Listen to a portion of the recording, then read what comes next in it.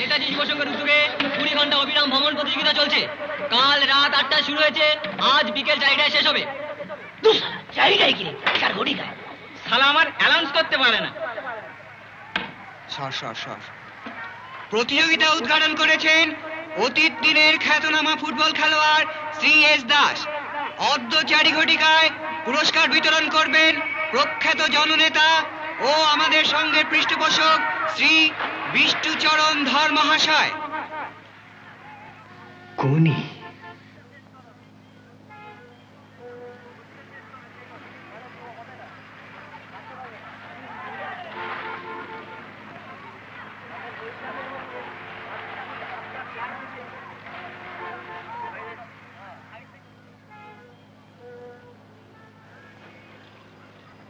জন প্রতিযোগীর মধ্যে 8 জন অবসর নিয়েছে।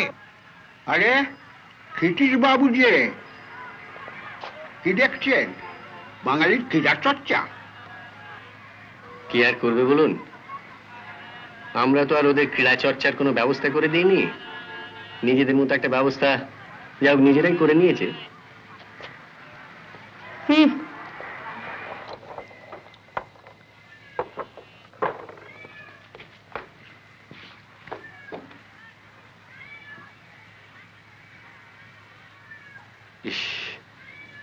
বড্ড দেরি হয়ে গেছে, রান্না না চাপিয়ে যখন চলে গেছে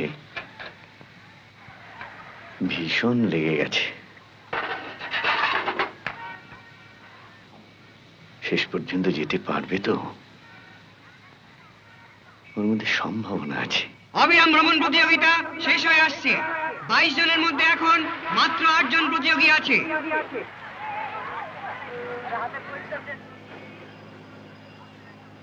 প্রধান অতিথি কীর্তি সিংহ মহাশয় এসে গেছেন। আজকের সভাপতি সর্বজন শ্রদ্ধেয় শ্রী বিষ্ণুচরণ ধর মহাশয় অর্থাৎ আমাদের বিষ্ণুদা এসে গেছেন। আরে এ তো গঙ্গা সেই হিপোটা। বসুন।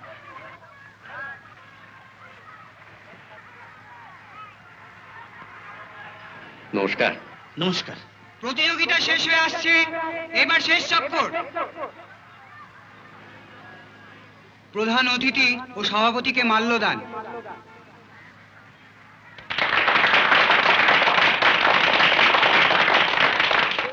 হাঁটা রেসে আমারই নামছি না, ফার্স্ট নেই সেকেন্ড নেই, যত সব নকশাবাজি। তোকে বলেছিলাম না সব ফোরটানি ব্যাপার। আমি ভেবেছিলাম করে টাকার জন্য। কান্তি বলেছিল লোকেরা এসে গায়ে পিন দিয়ে টাকা আটকে দেয়, কিন্তু কিছু দিল না তো। শালা এখানকার লোকগুলো একেবারে মাক্কিছে। আই ঝন্ডু, আই কান্তি, দেখ না গিয়ে কি প্রাইস টাইস দেবে। একদিন বাড়ির বাইরে হাতে করে কিছু না নিয়ে গেলে মা পিন্ডি চটকে দেবে।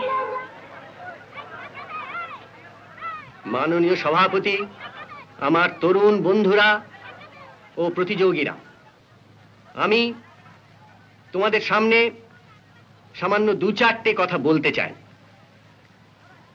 খেলাধুলোয় উৎসাহের যতখানি দরকার, ঠিক ততখানি দরকার হলো ডিসিপ্লিনের, কঠোর পরিশ্রমের এবং ট্রেনিংয়ের। একটা দেশের কাছে একজন বড় স্পোর্টসম্যানের যা দাম, তা একজন বড় সেনাপতির চেয়ে কম নয়। দুজনেই দেশের কাছে হিরো, কিন্তু একজন হলো যুদ্ধ, ধ্বংস আর মৃত্যুর প্রতীক, আর একজন স্পোর্টসম্যান, সে হলো প্রাণের প্রতীক, দেশের জীবনী শক্তির প্রতীক। যদি প্রশ্ন করি ব্রাজিলের প্রধানমন্ত্রীকে, কজন তার উত্তর জানে? কজন বলতে পারবে?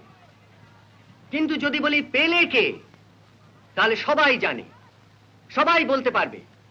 পৃথিবী শুদ্ধ লোক জানে পেলে হলেন পৃথিবীর সর্বকালের শ্রেষ্ঠ ফুটবল খেলোয়াড়।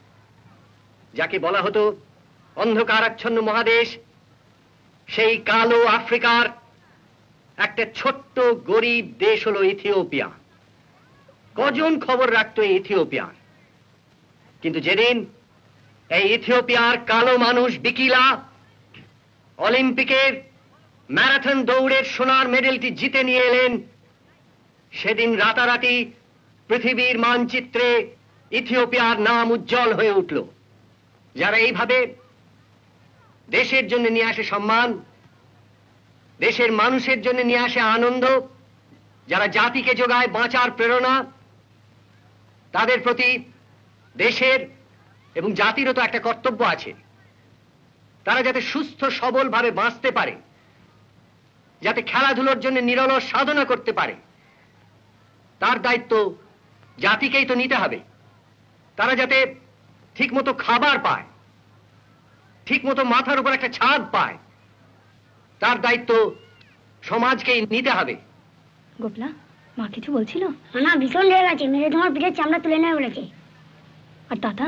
দাদা জ্বর হয়েছে, কাজে যায়নি। এটা দিয়ে মাকে ঠান্ডা করতে হবে। সাঁতার শিখবে? সাঁতার আমি জানি। না, জানো না? আপনি জানেন? তোমায় আমি গঙ্গায় দেখেছি। ও সাঁতার চলবে না, সাঁতার শেখার জিনিস। যা জানি তাই যথেষ্ট। আমি গঙ্গার এপার ওপার হতে পারি।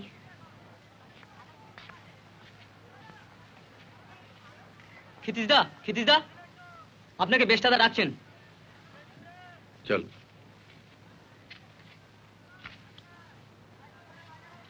বেড়ে বলেছেন মশাই, বেড়ে বলেছেন। আপনি আমার স্পিচ রাইটার হবেন, মানে বক্তৃতা লিখে দেবেন। সামনের ইলেকশনে দাঁড়াবো বলে ঠিক করেছি, এর জন্য আপনাকে আমি টাকা দেবো। কিন্তু আমি তো খেলাধুলোর লাইনের লোক, আর তো কিছু জানি না। সেই জন্যই তো আপনাকে চাই, বুঝছেন না? বিনোদ ভর সিটিং এমএলএ, ও এখন অনেক ক্লাবের প্রেসিডেন্ট, ও এখন খেলাধুলোর লাইনে ভিড়েছে। আমিও খেলাধুলোর লাইন ধরেই ক্যাম্পেইন করব। আমি তো পলিটিক্যাল পার্টির টিকিটে দাঁড়াবো না, নির্দলীয়। বিনোদকে হারাতেই হবে। আপনি রাজি তো? Attention please. Calcutta sports association আয়োজিত বাৎসরিক 1 মাইল সন্তরণ প্রতিযোগিতা কিছুক্ষণের মধ্যেই শুরু হবে। হ্যালো। এই প্রতিযোগিতায় বালিগঞ্জ সুইমিং ক্লাবের প্রণবেন্দু বিশ্বাস একটা নতুন মেয়েকে নামাচ্ছে। রেকর্ডারের মেয়েটা নাকি দারুণ সাঁতারু হবে। সংগ্রহ করে মনে হচ্ছে তুই ফার্স্ট 500 অ্যাবসলিউটলি নর্মাল, পাঁচ দিকে কেউ বেরিয়ে যাচ্ছে, চাক, ডোন্ট গেট এক্সাইটেড। নেক্সট 500, হ্যাঁ? 22 জন পুরুষ ও 8 জন মহিলা আছেন। আরেকটি ঘোষণা, এই প্রতিযোগিতায় রেফারি আছেন শ্রীযুক্ত। দেখো দেখো খিদ্দা, ওই লাল কস্টিউম পরা মেয়েটা যেন মোমের পুতুলের মতো। আছেন। আর ওর পাশে কেলেটা। আরে কোনি?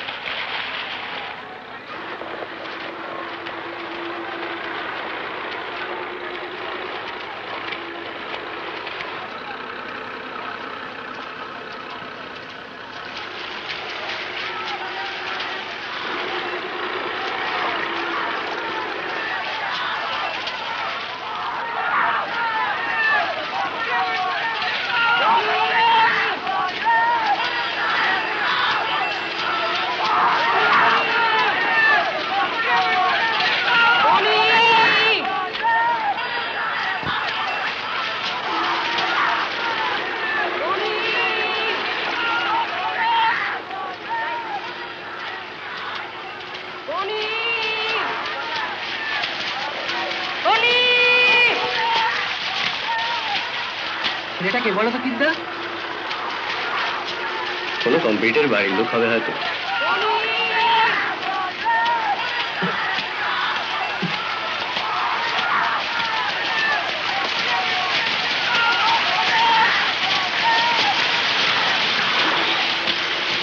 Well done, splendid.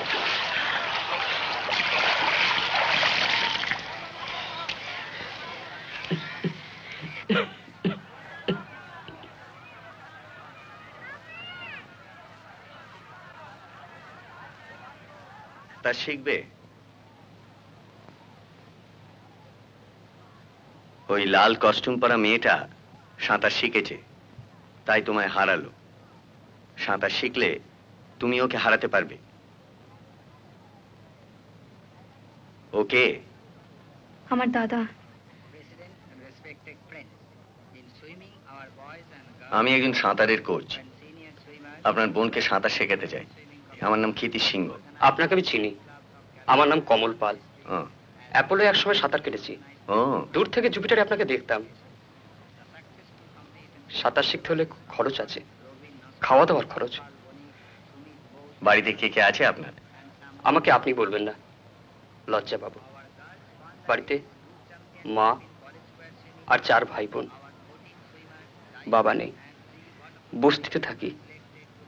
একসময় সাঁতার শেখার ইচ্ছে আমারও ছিল, কিন্তু হলো না। কেন হলো না? একটা অ্যাক্সিডেন্টে বাবা মারা গেলেন। স্কুল ছাড়লাম, সাঁতার শেখা হলো না।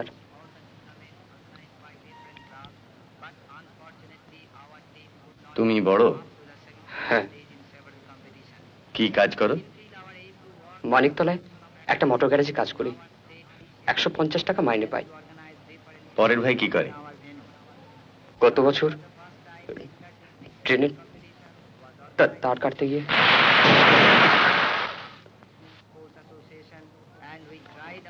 একটা ভাই কাছড়াপাড়া পিসিমার কাছে থাকে।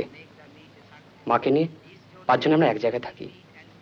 তোমার বোনকে সাঁতার শেখাবার দায়িত্ব আমার। কিদা দায়িত্ব নেবেন? সে তো ভাগ্যের কথা, কিন্তু আমি 1 পয়সা খরচ করতে পারবো না। কাল ওই সুতির কস্টিউমটাকে কিনে দিয়েছি।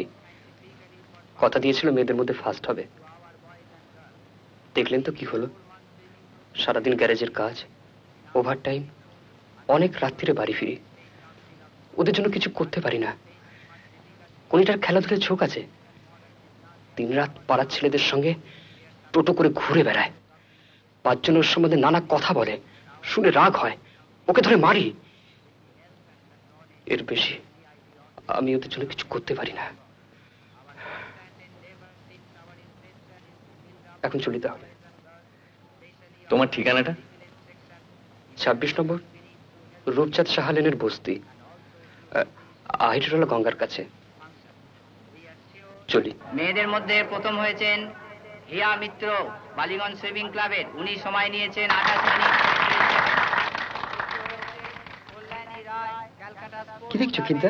সময় নিয়েছেন 29 মিনিট 55 সেকেন্ড। ওর মুখ হয়েছেন সামগ্রী দে বিশ্বাস সুইমিং, অপমানের জ্বালা। তিনি সময় নিয়েছেন 31 মিনিট 54 সেকেন্ড।